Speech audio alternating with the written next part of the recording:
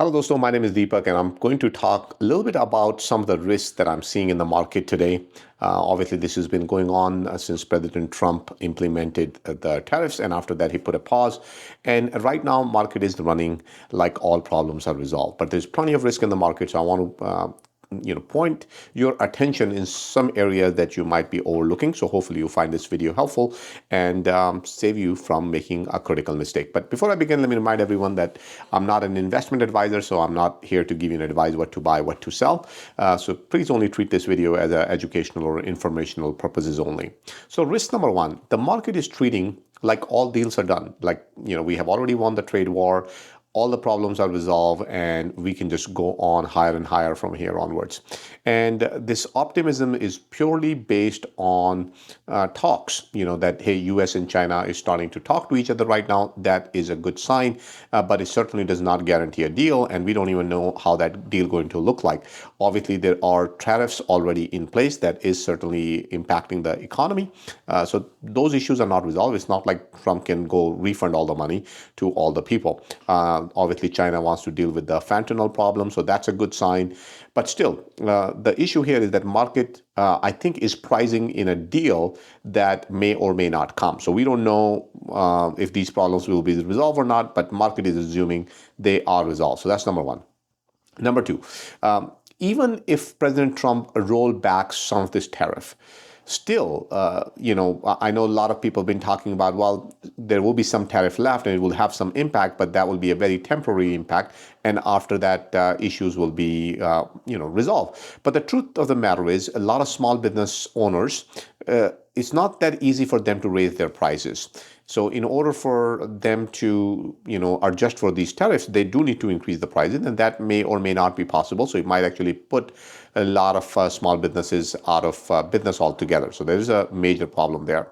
And then the friction that President Trump has created now, that is going to weigh on both domestic businesses, international businesses who do business with us, and more importantly, it's going to impact the supply chain as well. So it's not like we cannot make such a big move and walk out of it without any consequences. So if that happens, I'll be totally surprised. I mean, we are already in the process of experiencing those changes very, very soon. So that's another problem I have. And then right now we have seen that market been running hot for last several days, over a week now. I think 9-10 days at this point. Market is running, but there's no change in fundamentals. All the retail investors been buying into the market, and market is going up and up. In matter of fact, Besant said that in his own speech that, hey, retailers get it, but all the hedge fund managers and pension funds and other people who invest in U.S. economy are not getting.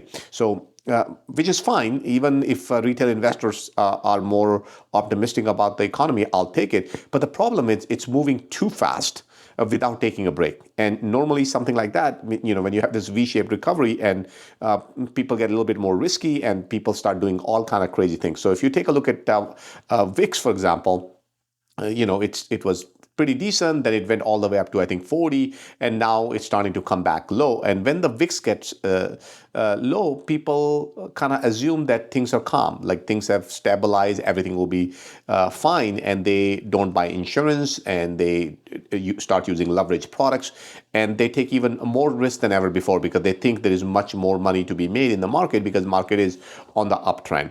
And when something like that happens, when a lot of people start taking that kind of risk, and there's a bad news that comes out, and all of a sudden people panic and we run into even a bigger loss. So there is certainly a potential for that. And then on top of that, I know the earnings are coming out good, but look at the guidance. A lot of companies, for example, Apple, they're not even willing to give you the guidance right now because they say, look, we have no idea how crazy it's going to be. We don't know how our financial statement is going to look like by the end of the year.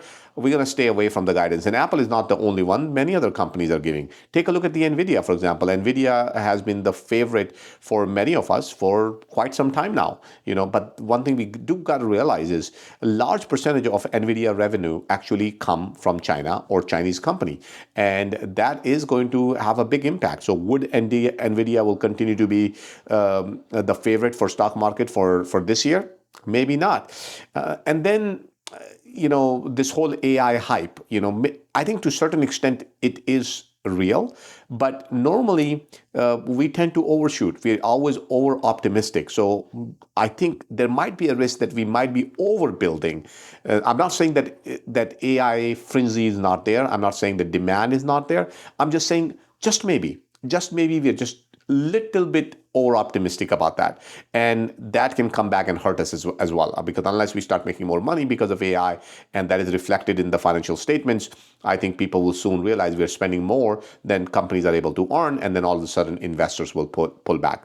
And then Mag 7, right? Mag 7 were super expensive. I think they were trading at what, 30 forward PE just a month ago. They have pulled back a little bit, but even today they're still overvalued. So you cannot say that they became super cheap. Now some of you guys might argue that, well, they're not really overvalued because the earnings are there. I'm with you, but still, when you get 4 or 5 companies become such a big part of S&P 500, it does reflect a risk one way or the other. So that's another thing. And then oil. So oil is showing big weakness. You take a look at Chevron. I shared the free cash flow for Chevron with my group earlier, and I mean, look at their free cash flow. It's literally cut in half just within 1 year. I mean, this is crazy. So many of you guys who perhaps sticked in oil stocks probably be hurting right now. So that's a big problem. And obviously, why does that happen? Because the industry is expecting to be a lower demand. At this point, it makes no sense for anybody to drill, anybody to get more oil out. So most likely, people are just going to stop and wait for demand to pick up. So oil industry is telling us something. And then, well, for example, all the data that's been coming out, and I've been talking about it in our group as well. Every time I look at the employment numbers, I look at the job claims, I look at the, consumer confidence or, other economic data. I think consumer confidence been pretty bad, so I'll give that. But other than that, all the other real numbers, like something that you can actually measure, they've been pretty good. Everything looks pretty stable. But I think part of that is because those numbers don't really reflect the current state of economy, except the sentiment. I think sentiment does, people get it. But all the other numbers, I think we're going to see them perhaps in July and August timeframe, that what kind of impact all this situation has put on us. So there's time for us to really figure that out. And then I think there's a huge reliance on a Trump administration. And I talked about that earlier as well. Huge reliance, right? People are giving way too much credit to President Trump to manage this market. And I guess they're not wrong, because he is able to manage the market. Every time things go bad, either him or Bessent or somebody else from an administration will make a statement that gets people even more optimistic. But these are the people who don't really look at the real numbers. They don't really care about the facts. They kind of make their trade based on sentiment. So those are the people he'd been targeting. For example, all those meme coins, all those statements, oh, right time to buy is now, when nothing really had happened. All those kind of things. It's very scary, basically speaking. Like, for example, how do I make a decision? What do I do next? Do I believe that I go all into the market, and if market goes down, President Trump will come back and save me? Or what if he doesn't? Or what about all the people who sold because President Trump said that he's going to be very serious, he's going to be very hard on companies, and he's not backing down until the deal is made. And then he comes back and says, oh, I'm putting a 90 days pause. What about all of those people, right? So we don't know which direction to go. I mean, can we trust or not trust? So for some of us, we can say, hey, you know what, let's take our chance. Some of us might be, hey, I want to just sit on the sideline and watch, see what happens. Okay. Another question that I received today was related to Buffett indicator, and I explained earlier as well in a separate shorter video. But the question was, hey, does the Buffett indicator is relevant in today's market? Can it really guide us whether market is overvalued or undervalued at this point? And the problem with that is that Buffett indicator, if you look at it, okay, so those of you guys who don't know what Buffett indicator is, simply you take the market capitalizations, you take your entire stock market, and you divide it by current GDP, and you get a ratio. And if that ratio is 100%, that means 100, that means a market is normal. That means it's not overvalued, it's not undervalued. It's over 100, that means market is overvalued. If it's below 100, then it's undervalued. That's how the Buffett indicator works. But the problem here is this, that it's been overvalued for a very long time, and the reason behind that is because Buffett talked about this indicator back in 2001, I think, a long time ago.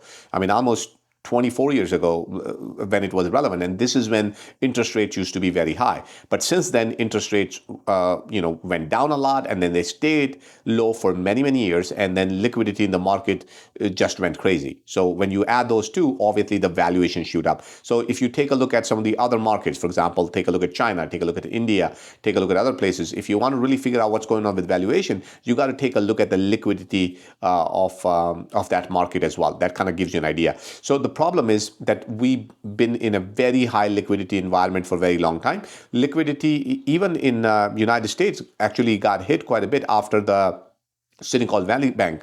But then again, the Feds came in and saved the bank. So they've been kind of managing it right now. So that's the problem. And another thing is, back in the days, most of the earnings were coming from the United States, right? Businesses were making money in the United States, but that's not true today. You take a look at S&P 500. In matter of fact, if not half, I would say at least 30-40% of the earnings are coming from overseas. So if 40% of your earnings are coming from overseas and you compare that with current GDP, does that even make sense, right? Or at least to the US GDP. I mean, if the earnings are coming from foreign countries, why are we even comparing them with current GDP? So because of those reasons, I think this whole Buffett indicator story doesn't really actually works that well. So I would certainly not pay attention to that. So the question here is, where do we go from here? What happens after the earnings seasons? Are we going to see major reforms? If we do, that can be a catalyst.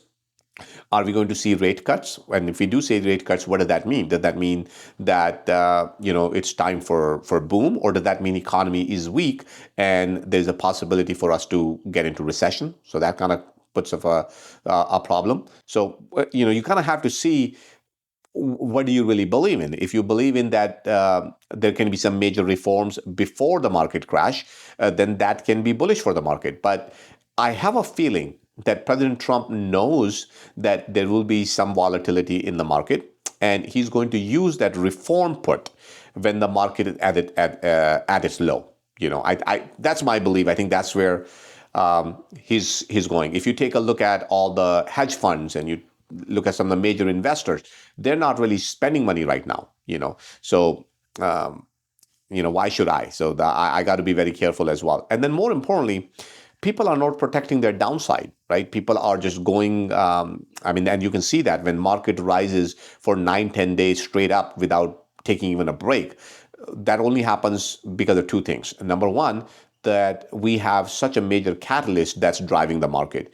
And what is the catalyst right now? Are we seeing any kind of news that all the issues are settled? Are we hearing that Feds has lowered the interest rates? Are we seeing that government is coming up with some sort of immigration policy that's going to bring more immigrants into it? What are we doing to grow our GDP? I mean, are you hearing any of that stuff? If not, then the problem is there is a downside risk, and people are ignoring it altogether, and instead of focusing on upside only, and that puts us even a bigger problem, And then another thing is the indexes, because that's how people see it. People don't really see stock market as individual stocks anymore. People see them in indexes. People see them at the S&P 500, small cap, mid cap, and all that kind of good stuff. And people are not really paying attention to valuation at all. They just they go like, okay, S&P 500 is low, let's just go in, just put money in. And when that happens,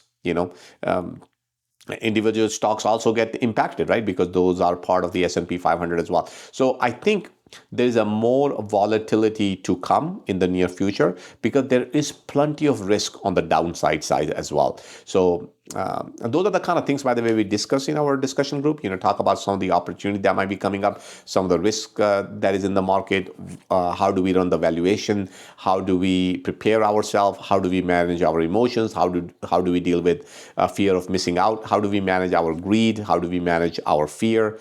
So if you are new to investing world, or if you haven't been able to really take a lot of benefit out of investing, then I will encourage you to join our coaching program at least for a year and see if you're able to improve your thinking, if you're able to better understand what's going on in the market. And I think after 1 year, you will realize if coaching program is something for you or not.